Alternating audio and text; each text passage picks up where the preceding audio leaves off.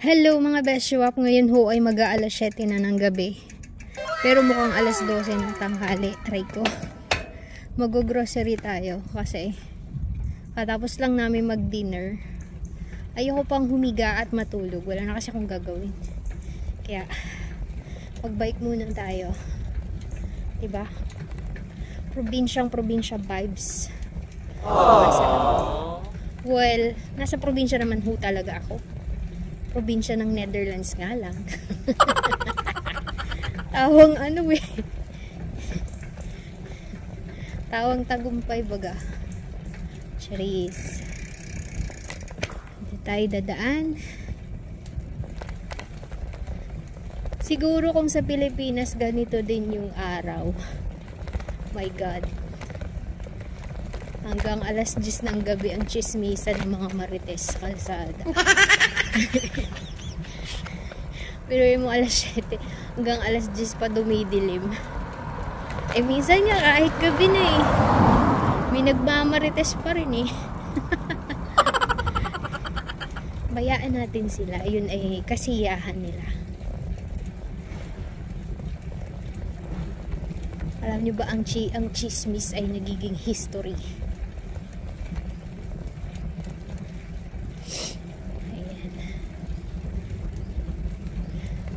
Kahit 6 years na ho ako dining nakatira, ako'y naa-amaze pa rin sa mga bahay din.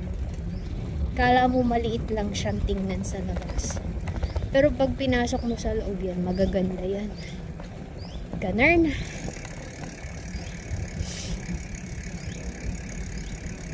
Hi, live.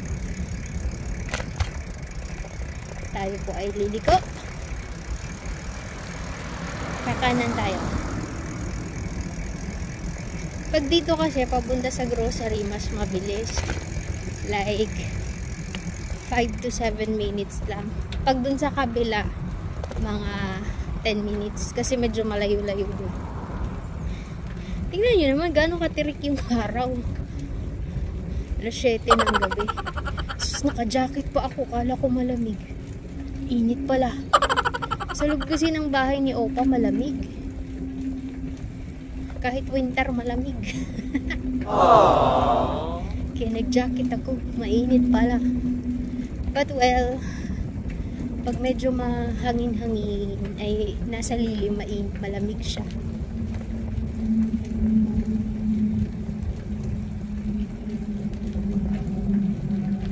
Tsaka nagtitingin-tingin din ako ng mga design ng bahay, ganun.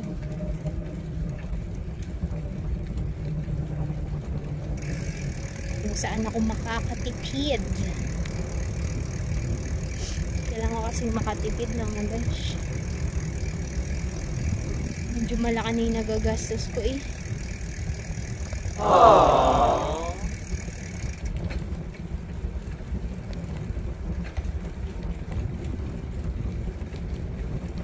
Matagal ko din kami kinabisado tong mga daan dito ah.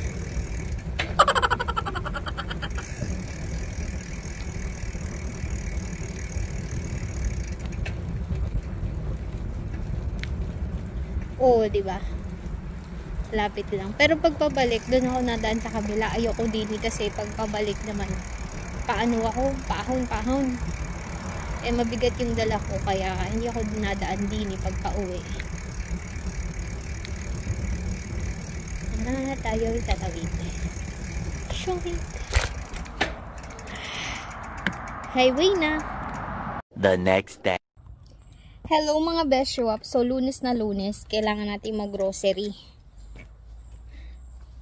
Kasi may bibili na ko at saka wala nang prutas si Opa. So sa sentro mismo ang punta ko. At ayun na nga, nagbike na nga si Inday papunta ng Sentrum. Buti na lang talaga ako'y nag-jacket. So, medyo maaraw nung Monday pero mahangin-hangin mga beshiwap. Kaya, better talaga laging may jacket. Kasi ganiri ho din sa Netherlands. Kahit na summer, pag nasa probinsya ka ay napakahangin, di malamig-lamig din. So, maigi na lang at tato ko'y may jacket. Pagdating ko naman ng Centrum ay tinanggal ko na kasi syempre nakakahiya naman na ikaw lang ang naka-jacket, sila ay mga naka-t-shirt. O 'di ba bumagay ka din naman sa ano. Bumagay ka naman sa kapaligiran mo mga besh. Ako ang mag-a-adjust at hindi sila. Ganarn! Gano'n naman talaga mga besh. At napakaganda din naman talaga ng weather. Ay, mainit. Tapos medyo malamig-lamig ay perfect talaga.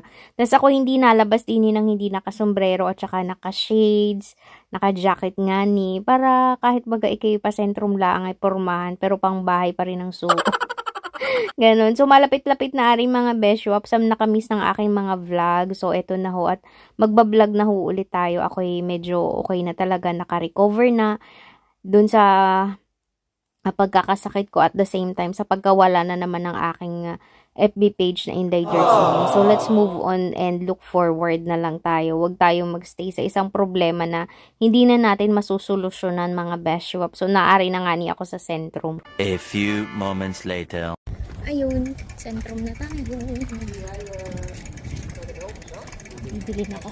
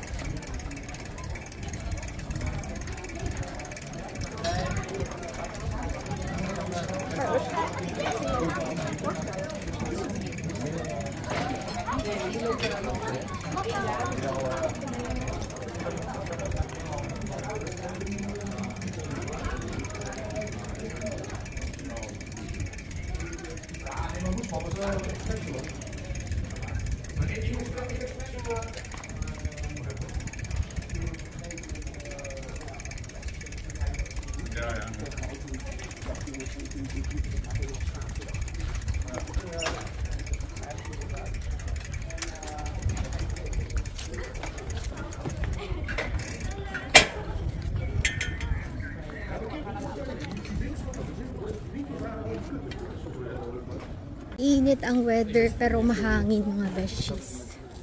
So punta tayo dito sa mga drugstore kasi may hahanapin ako.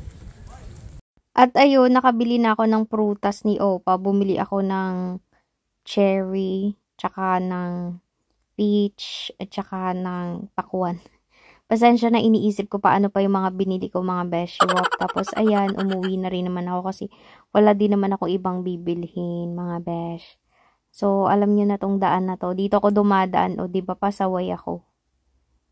So, di naman sila masyadong mas stricto dito. Basta ano, smile-smile ka lang. Tapos, tuwing may makakasalubong ka, babati ka. And then, mababait naman sila dito mga besh. Compare mo sa Germany, naku, dito kahit paano ang mga tao nag-i-English and very approachable sila. Very friendly ang mga Dutch people.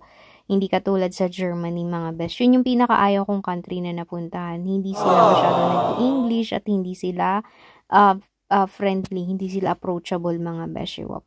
So, but anyway, let's respect other people's attitude and culture kasi kanya-kanya naman tayo ng kultura mga beshiwap. So, mahalaga nire-respeto natin sila at tayo din irespeto nila. So, kasi ang ating ugali or ang ugali ng tao ay based din sa ugali natin. Kung ano yung pinapakita natin, yun na ipapakita nila sa atin. So, Arina, malapit na ako sa amin mga beshiwaps. O, diba?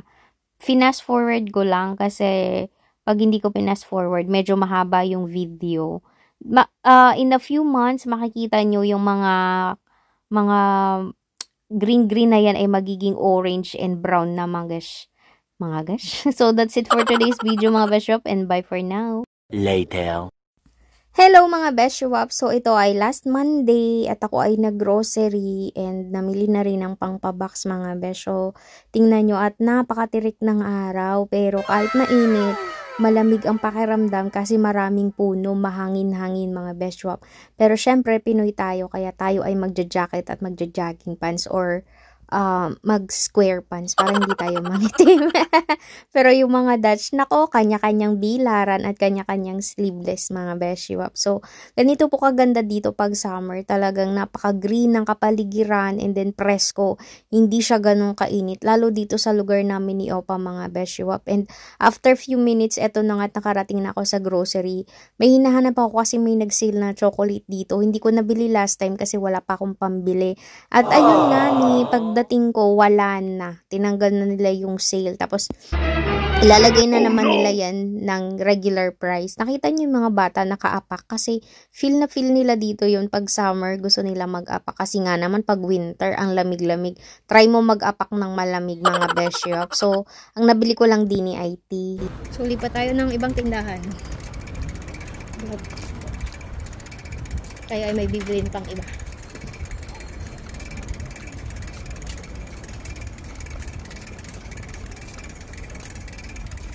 Init. Maganda yung weather ngayon. Simula yung Saturday, maganda yung weather, mainit.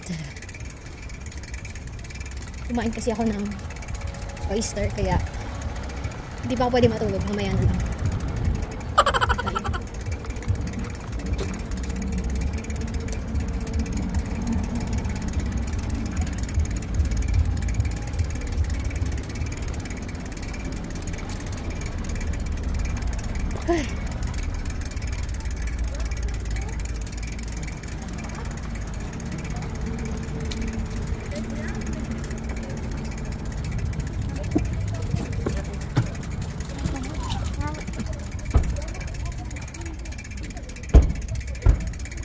Ito na yung pinaka-sentrum namin sa mga bagong nanonood dyan. Charis.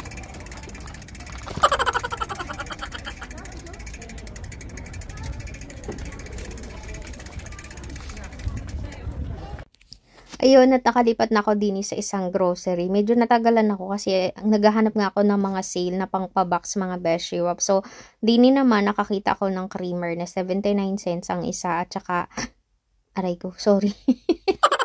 Nasamid ako. At saka ang tawag nito, yung parang Nutella.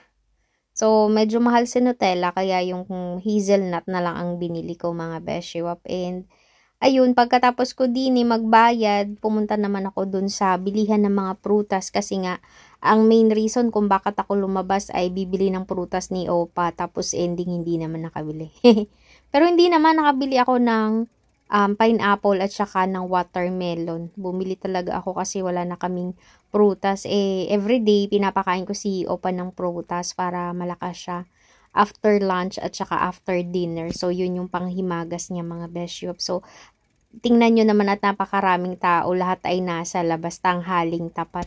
Iri po ay alas 12 pagkatapos ng lunch talagang nasa labas sila at feel na feel nila ang init mga beshiwap. So, kaunti pa nga ni ang tao din, hindi katulad dun sa city na napagkarami-rami din, nagalabasan lang ang tao pag summer. Pero pag winter, sus bihira ka makakita ng tao din. Masaya ako pag nakakakita ng tao mga beshiwap. Kasi din sa bahay namin ni Opa, syempre kaming dalawa lang, tapos bihira pa kami mag-usap pag nakain la ang mga besh. So, after a few minutes din naman, pagkabili ko ng prutas, umuwi na ako, ayan. So, mag-highway tayo ngayon mga beshiwap at ako'y mapunta pa dun sa isang grocery dahil may nakalimutan ako. Buti na lang at naalala ko yun, dun ako bumili sa isang grocery na malapit sa amin. Kasi inisip ko, baka humingi na naman ng spaghetti si Opa. So, this week, ang favorite niya or this month is spaghetti. Last month, ang favorite niya noodles. O, saan ka pa? At saka, lagi niya kinakain ngayon ay steak, lamb, at saka, ano nga na yung isa ay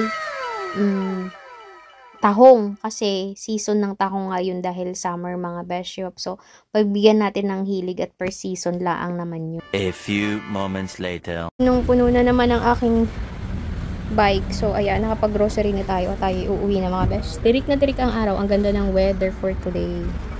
Later. So, ayun na nga. At tayo ay magmaneho na papunta sa bahay ni Opa. So, ari ang aking daan. Pag di nila ako nag-grocery, napakaganda ng kalangitan at napakalinis. Malalaman mong malinis ang isang bansa at walang polusyon pag maganda ang kalangitan.